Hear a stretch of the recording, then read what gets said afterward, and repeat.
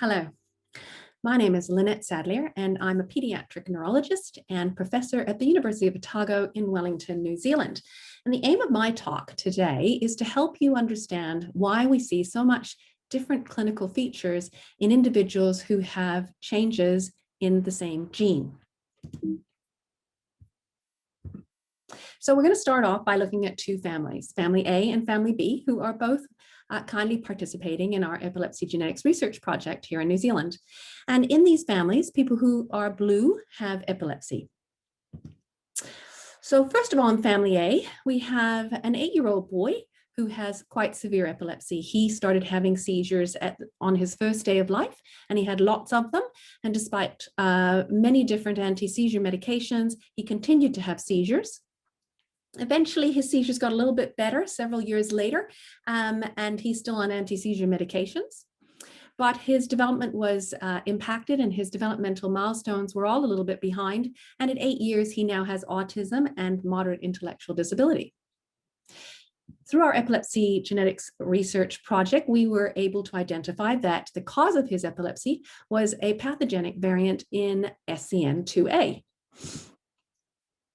And now here is family B, and they have two young boys, 8 and 6, who have similar types of epilepsy. They presented between the day 3 and day 10 with relatively frequent focal seizures, but they came under control quite quickly with a couple of seizure medications.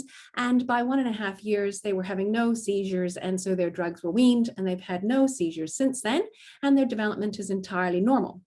Again, we were able to identify that both of these boys have a variant in SCN2A causing their epilepsy, and they've inherited this from their mother, who doesn't have any epilepsy. So we've got these two families, and I should say in family A, nobody else in the family had a variant in SCN2A. It was only found in the boy, the 8-year-old boy. So we have these two families who have epilepsy, both caused, all 3 boys, all caused by the same gene, SCN2A. And yet we have quite a different clinical features, one who is very severe, 2 who are relatively mild, and a mum who's got the same variant, but she hasn't got epilepsy at all. So why is that? Why do you have mutations in the same gene, but you have very different clinical features? And that's what I'm hoping to help you understand today. So that's called clinical expressivity. And that clinical expressivity means the degree to which a phenotype is expressed by individuals who have a particular genotype. So phenotype and genotype, you may not know what those mean. So let's just go through that first of all. Phenotype is the observable characteristics that an individual has.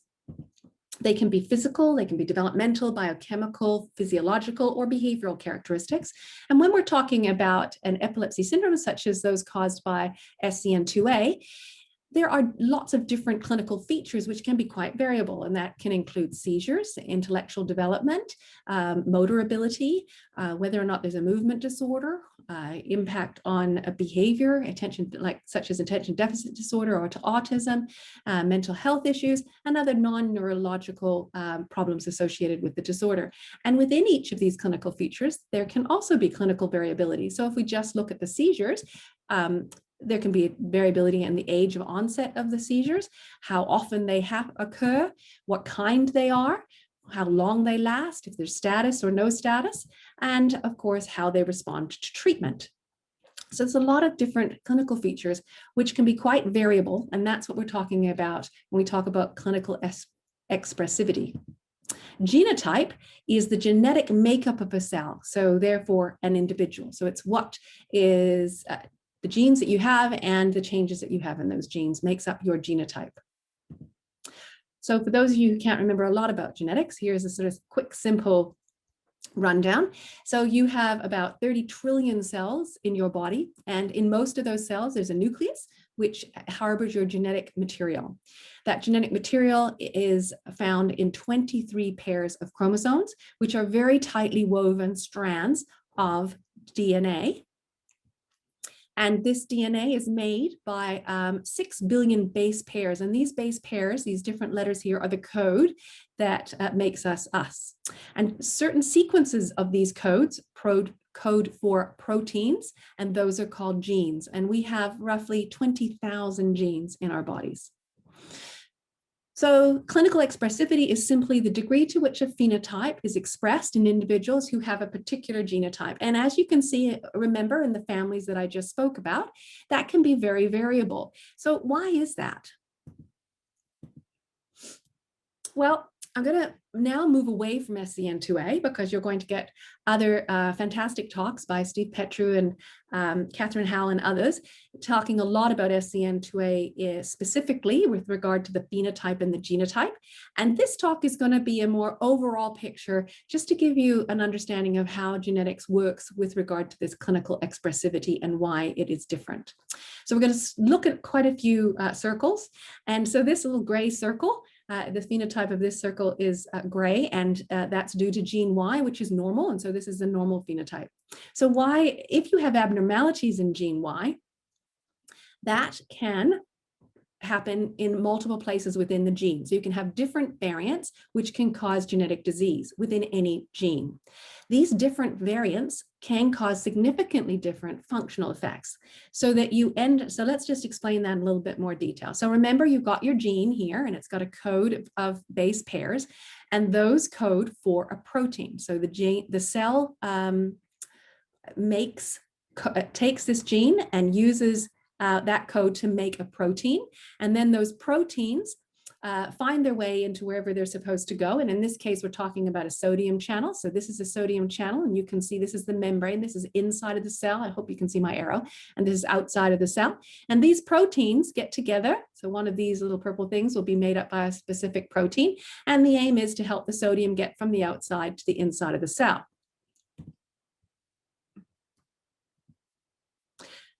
So if you have a mutation or a pathogenic variant, say here, where this little X, this yellow X is, that can do a lot of different things. If it's really bad, and it might mean that this whole gene that the cell can't take the code from this gene to make a protein. So you actually get no protein formed at all. So this sort of you can have genetic mutations where the protein just doesn't get made. And if there's no protein, that means the channel is really abnormal and can't function at all. So that's all particularly bad. But that doesn't happen all the time. Sometimes you can get a variant, let's say here, which impacts only a little part of the protein, and it means that the protein isn't quite formed properly. So the structure of the protein is different than the normal protein. And so that protein will go into the cell, will be able to be made into a sodium channel, but it's not quite right. And so what you might end up with is a sodium channel that doesn't work so well. So you get loss of function. But you can have other variants, and here's a little green example, which might affect the protein, say here, and this structure results in an abnormal formed protein. But again, it gets into the sodium channel, let's say here, and it changes the structure and the function of this sodium channel so that rather than a loss of function, it causes a gain of function. So mutations in the gene basically impact on the protein, either so that you have no protein or so that you have a change in the gene so it works better, or sorry, not better necessarily, because gain of function isn't necessarily a good thing. So it either is increased function or loss of function. So if you have our lovely little gray circle here, gene Y, which is normal with no pathogenic variants in it, all's fine. But depending on where a mutation might occur in that gene, it can cause different proteins, and so you end up with different functions, and here it can cause different diseases. So in this little scenario, a mutation in one area, variant A, causes a purple circle. A mutation in a different place is causing a different phenotype, a green circle here, and a change in the gene in a different place, variant C, is causing a blue phenotype here. So I'm going to explain that a little bit better, maybe using an actual gene. So we're going to look at SCN1A here, and these different colored people are basically meant to represent different clinical phenotypes or diseases associated with SCN1A. So people with SCN1A can have very minor types of epilepsy, such as genetic epilepsy of febrile seizures plus, or a bit more severe epilepsy, myoclonic atonic epilepsy, or really bad epilepsy, such as Dravet syndrome, early infantile encephalopathy, and epilepsy of infancy with migrating seizures. Or some people who have mutations or pathogenic variants That means the same thing, mutation or pathogenic variant. Some people who have a pathogenic variant in SCM1A don't have epilepsy. They may just have autism spectrum disorder, and other people might just end up with migraine. So lots of different diseases that are associated with different pathogenic variants within this gene. Now we're going to look at two of these in a bit more detail, Dravet syndrome and early infantile encephalopathy.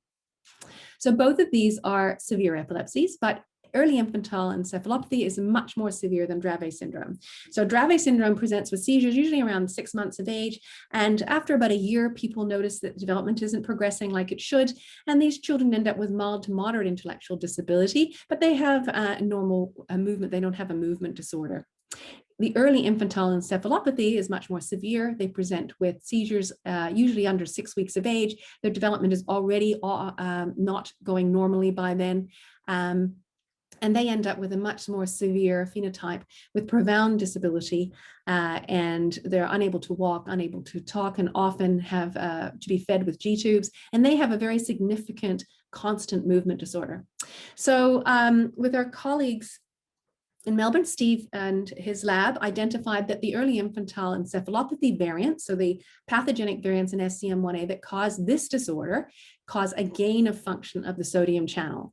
Whereas it's been well known that in Dravet syndrome, the variants that cause this disorder have a loss of function. So here's an example where you have a very different functional change with the gene, which results in different clinical phenotypes, so different diseases basically. So here we are back to our little circles again, and we've got disease 1, disease 2, disease 3, all with mutations in gene Y, but different variants. Okay, so is that the whole explanation? Is that why we have different clinical presentations with people who have variants in the same gene? Well, it would be good if that was it, if it was that easy, but unfortunately it's not. So is there less variability for people with the same variant? Well, sometimes, but there is still significant variability within people with the same variant. And you can get mild disease 1 and severe disease 1, and similarly for the other diseases in this scenario here. So why is that? So here's an example of this. So this is a genetic disorder, an epileptic encephalopathy. A paper was written, published last year. The syndrome is called ALG13 encephalopathy. And it was a paper which reviewed 38 cases who all had exactly the same variant. Okay, so that means the variant is the same in each of these 38 cases, meaning that the effect on the protein should be the same in each of these 38 cases.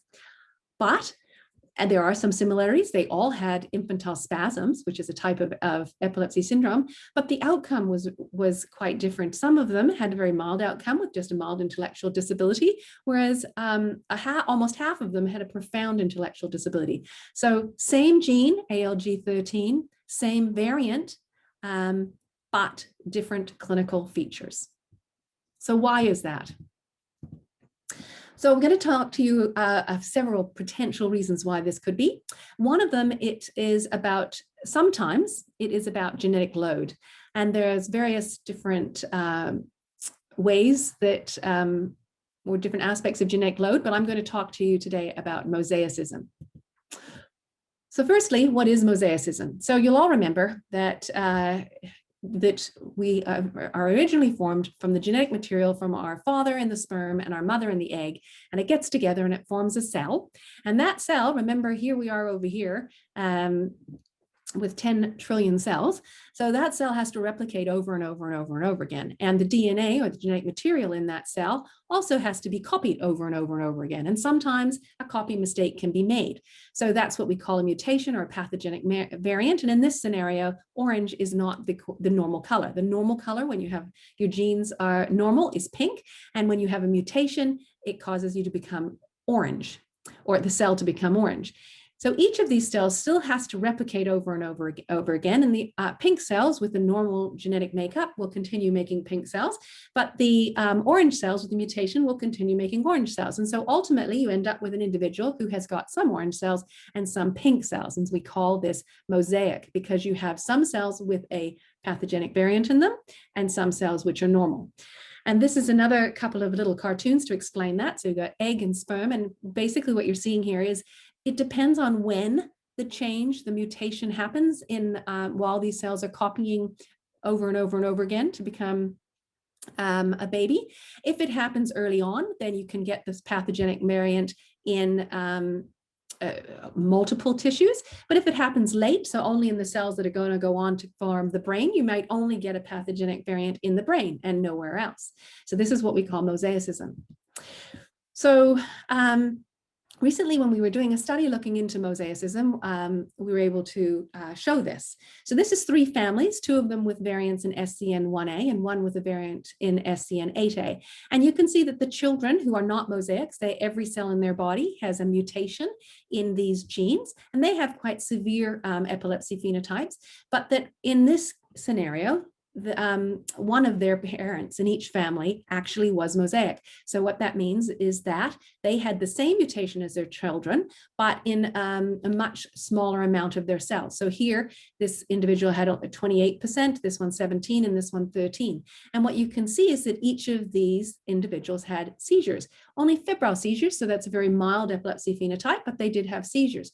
So even though they had the same variant in some of their cells as their children, who they had a much different phenotype. So that's because of the genetic load or mosaicism. So that's one reason why you can get a clinical expressivity, and it doesn't happen that often, but it is. It does make a difference. Probably the more important reason is to do with genetic background. So remember that, back to our little cell here, that we've got 20,000 genes. So if you've got a pathogenic variant in one of them, say SCN1A or SCN2A, this gene isn't in our cells all by itself. It has to interact and has a lot of other genes also in that in each cell. And so this is an example of how these genes network with each other. So here, each of these circles is supposed to represent a gene. Here we've got SCN2A and SCN1A, and all these genes and the proteins that they form all are interrelated. And so effects in one can be impacted on by effects in other genes. So now let's think about your genetic background. So when we think about our genetic background, it's basically what's happening in all the other genes in the body. And as you know, we are all different from each other, and we all have changes in our genetic background compared to other people. And some of these changes can be rare, and some of them are common. Okay, and so in terms of the rare variants, so what that means, a rare variant means you have a change in your in a gene, say, and in the big databases. So there's these big international databases where hundreds of thousands of individuals have had their sequencing put into. And so you can search those to see if anybody else has similar variants to a variant in a particular individual. And so rare variants, when you look in these databases of 100,000 people, you don't find them. So they're very rare in the population. And these variants are often disease causing. So it is what I was talking about previously with SCN2A and SCN1A variants. Those variants are rare variants, and hence they tend to cause disease. And they tend to have a major effect or a change on the protein, and that's why they are disease causing, or at least disease contributing. Common variants are just what they say there. So in these large variant databases of lots of hundreds of thousands of people, you see these variants in a lot of people, in people who are otherwise absolutely healthy. And each individual variant may cause a change in the protein, but it's so small that it doesn't cause any disease. But if you have lots of these common variants, which have a tendency towards a particular disease, say epilepsy, then those small effects can add up and increase the risk of you developing epilepsy or change the phenotype if you have it. Now, we like to talk about, or sometimes the other terms we use for rare variants are modifier genes in this scenario, in the genetic background, and the common variants we talk about as polygenic risk. So I'm going to go into this in a bit more detail. So first of all, let's look at the modifier genes in the genetic background. There isn't a lot of great examples of humans, but there is some in mice. So this is an experiment where they had two different strains of mice, and they put a pathogenic variant in the gene SCN8A. So SCN8A is another sodium channel gene, which can cause mild epilepsy phenotypes and severe epilepsy phenotypes, similar to SCN1A and SCN2A. And when they put them into these, so what's the difference when you talk about strains of mice? They have different genetic backgrounds. They breed them so they're quite pure. So each strain is quite similar from a genetic background perspective. And so when they put this same variant into the two different strains of mice with different genetic backgrounds, they found that the phenotype looked different. So in this strain of mice, the seizures came on earlier, there were more of them, and people died, and they died early, and the mice died, sorry, early.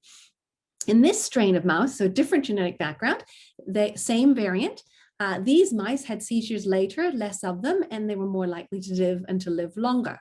So they looked at these two different, the genetic backgrounds of these two different mice to see, well, why? What is going on that is in this background that is changing this phenotype in this particular SCN1A variant? And what they found is a variant in GABRA2.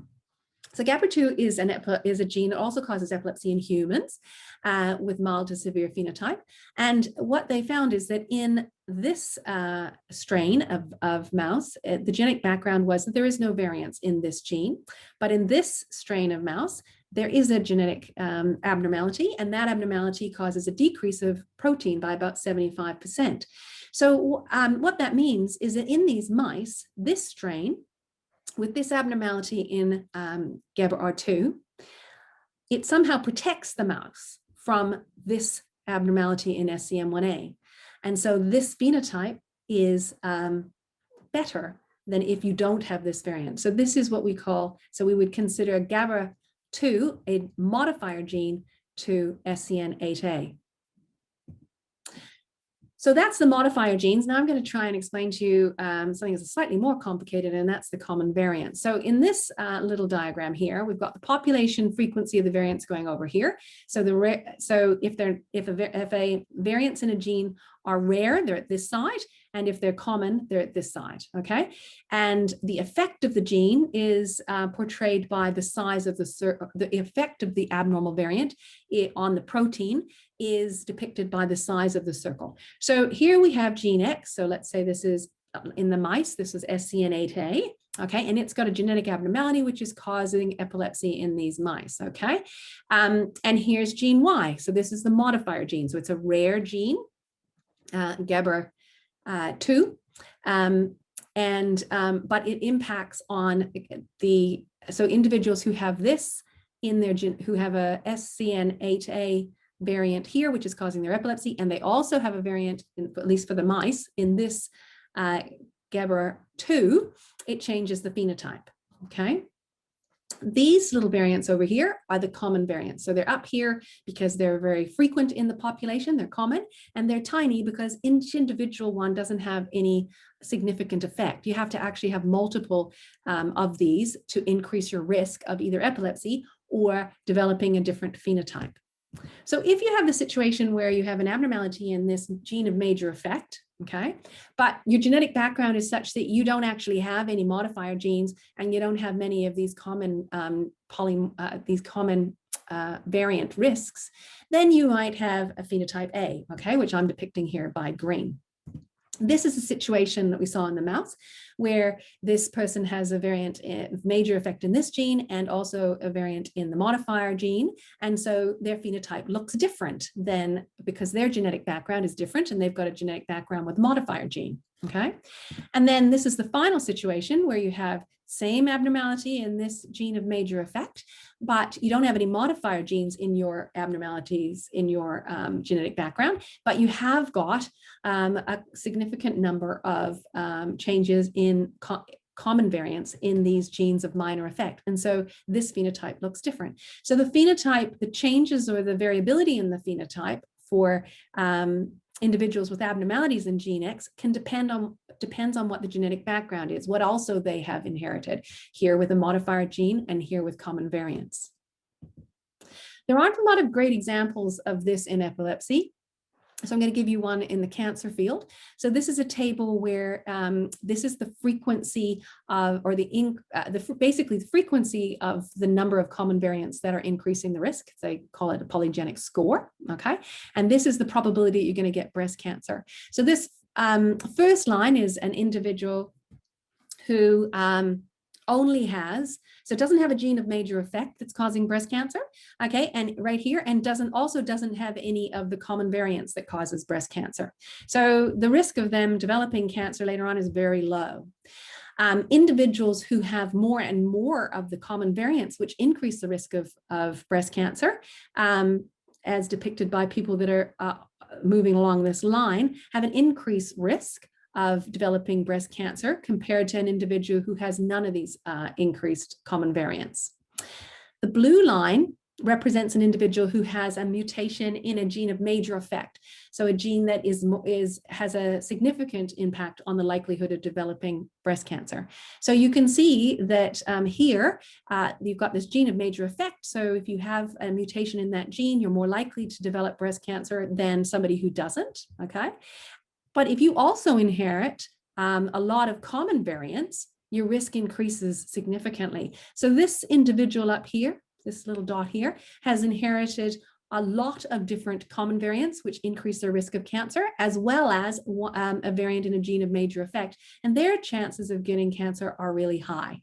So this is about looking, so this is an example of what happens with your genetic background. So these people, have got a genetic background which doesn't have a lot of risk for breast cancer, and these people do. So that's two explanations for why you can get different clinical variability when you have a variant in the same variant in the same gene.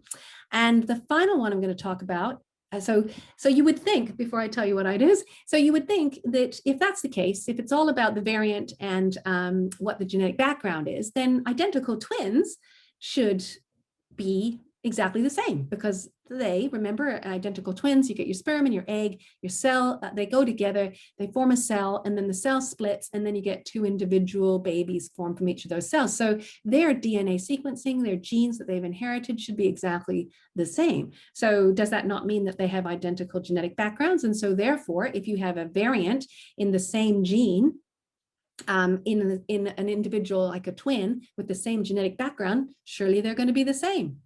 Well, no, not always. Okay, so these, now I'm going to talk about two twins that are in our research group who have a variant in a gene called PCDH19. And so both of these girls, identical twins, developed seizures at 10 months, and it was within days of each other, and they both had the same types of seizures, focal impaired awareness seizures. So very, very similar clinical presentation, which is what you might expect. But they didn't continue to be exactly the same. So this is a diagram where showing their age across here, so 13 years of age and 1 year of age. And this is showing the number of clusters they had a year. So in this disorder, you can have lots of seizures over a week period, and you can have, and then you can go for weeks and weeks with no seizures. So they tend to get these bad clusters. So this is the number of clusters per year. So the first graph is, so we were fortunate to find an anti-epileptic medication when they were 6, which stopped them from having seizures, and both of them stopped having seizures, which was great. But before that, they were quite different, despite the fact that we were treating them as similarly as we could. And so you can see that twin 1, she had a lot of clusters. In her 4th year of life, she was having bad clusters every month, almost. Whereas twin 2 never really had more than 4 clusters in a year. And each of those clusters, as it happened, were shorter with less seizures. So they were quite different. Now they are 13-year-old girls, and they have quite a different clinical outcome. So twin 1, who is the individual who had a lot of seizures, a lot of clusters, isn't able to speak or interact because she's got severe intellectual disability and autism. Whereas twin 2, who had less seizures, reads books and goes to school, has friends, she has a mild intellectual disability. So 2 identical twins with a supposedly identical genetic background who have the same variant on the same gene, and yet clinically they look very different. Why is that? Okay, so the final thing So there's a few reasons, but the final thing I'm going to talk about is epigenetics. And this can be quite complicated because epigenetics relates to how genes are expressed. So remember, here's our 30 trillion cells and our nucleus. And remember, in the nucleus of these cells, at most of the time, the DNA is wrapped up really tight into these chromosomes. And when it's wrapped up really tight, it can't be processed into proteins, okay? So it has to be unraveled so that the base pairs can be read before the cell machinery that makes proteins can use this code to make proteins. And there's various different mechanisms which allow the DNA material to basically be unwound so that they can be, the gene can be read and a protein can be formed.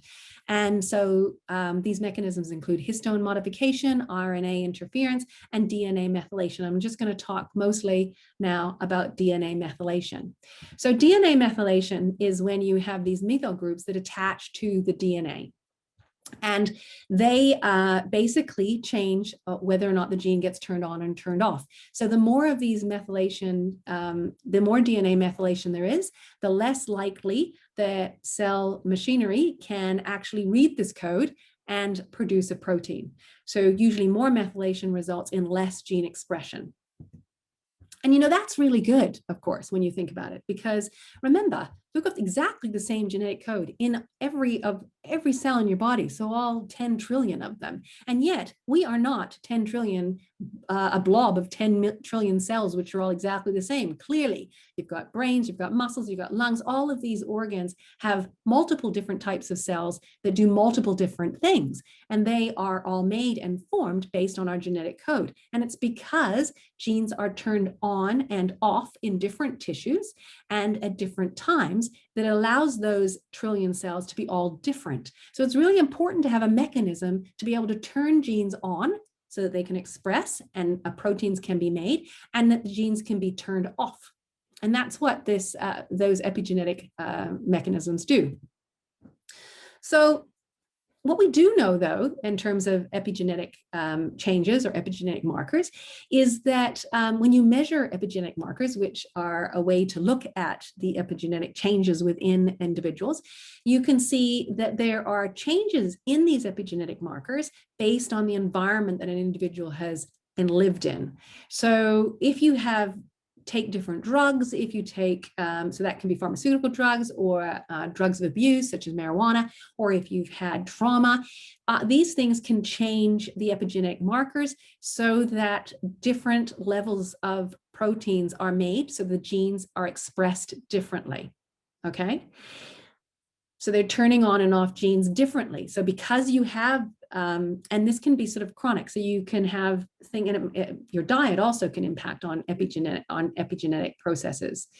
So in twins, what they have looked at is epigenetic markers. And in twins, what they find is that when the babies are first born or early on, when you look at their epigenetic markers or the epigenetic changes, they're very similar between each twin. But as the twins get older, differences emerge. So they're not identical anymore in terms of their epigenetics. And so consequently, that means that the genes being expressed are not identical anymore. And what they find is that in the genes that spend more time apart, so they have different environments, they have bigger differences in their epigenetics. So it implies that environmental factors can produce long-term epigenetic effects. And so this is another explanation for why you can get different clinical features when you have the same variant in the same gene. So to give an example of, there's not that many examples from a human perspective yet, although the research is definitely moving towards that. But there are some mouse examples. So Dubinsky's lab in 2015 they have a mouse model of trauma-induced epilepsy. So what they do is they give the mice a head injury, and that causes the mice to have epilepsy. And then they looked at the DNA methylation changes 3 months later. And what they showed is that indeed there is a change, an epigenetic modification by that head injury, which is associated with the fact that the mice is developing epilepsy. So what epigenetics is about is purely about how the genes are expressed, and how the genes are expressed impacts on the clinical variability within a gene and when you have the same variant. So we now look back at family A and family B, and we can see, remember that they all have variants in SCN2A, but one has a very severe epilepsy, two have mild epilepsy, and one family member doesn't have epilepsy at all and is entirely normal. And hopefully, after listening to my talk, you can now understand some possible reasons as to why that is. So we get, in summary, clinical expressivity can be caused by various different reasons and processes. One is the different variants. So different variants within a gene can cause different functions of that gene, and that's definitely the case in SCN2A, and you're going to hear more about that from Steve in future talks, and from Catherine. Another mechanism that can cause clinical variability is the genetic load, and I talked a little bit about mosaicism. Most importantly is what's going on in all the other genes in the body. So we're looking at the genetic background, looking at risk factors that are in common variants, which are only small amounts, as well as changes in rare variants, which act as modifying genes. And there's not a lot of examples of that yet known in terms of SCN2A, but I'm sure there will be in the future. And then finally, that it's also not just about the sequence of the DNA, but about how those genes are expressed, and that is due to epigenetic processes. So hopefully that helps you, particularly if you have a child who has SCN2A and you're talking to other families with children who have SCN2A, helps you understand why their child may not be exactly the same as your child. Thank you very much for listening, and I am sure you'll enjoy all the other talks happening in the future. Bye.